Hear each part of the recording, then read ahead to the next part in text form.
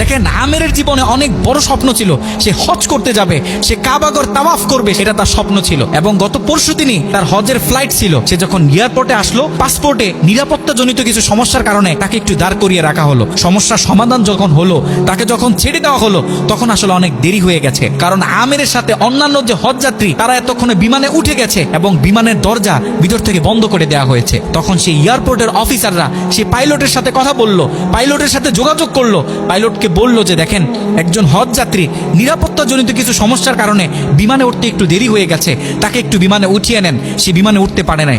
তখন পাইলট স্পষ্ট বলেছে, যেই বিমানের দরজা একবার বন্ধ হয়ে গেছে, সেই বিমানের দরজা দ্বিতীয়বার কারোর জন্য আর খোলা হবে না। কথা বলে পাইলট বিমানটা আকাশে ফ্লাই করলো।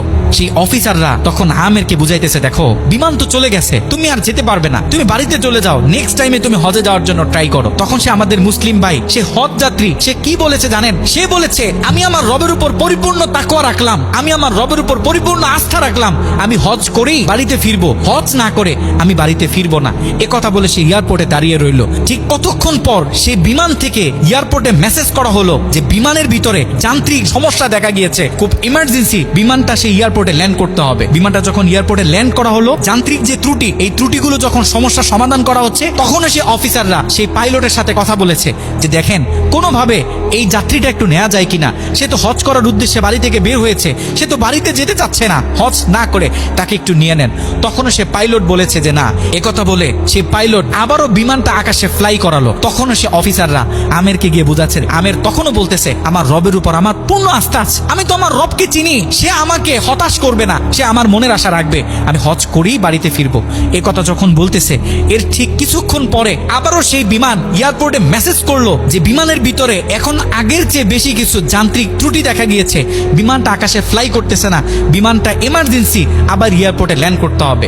বিমানটা যখন এয়ারপোর্টে ল্যান্ড করলো, তখন সে পাইলট নিজে বিমান থেকে নেমে সে অফিসারদেরকে বলতেছে, সে হজ যাত্রী কই, যাকে ছাড়া আমরা মক্কার উদ্দেশ্যে রওনা দিলাম, তাকে আমার হাতে তুলে দেন। আমি যতটুকু বুঝতেছি, তাকে ছাড়া এই বিমান যতবারই আমরা আকাশে ফ্লাই করব, মক্কার উদ্দেশ্যে রওনা হব, আমার মনে হয় না যে এই বিমান স্বাভাবিকভাবে মক্কাতে গিয়ে পৌঁছাবে। তখন সে পাইলট সে আমেরের হাত ধরে নিজে নিয়ে সে বিমানের ভিতরে বসিয়ে দিল।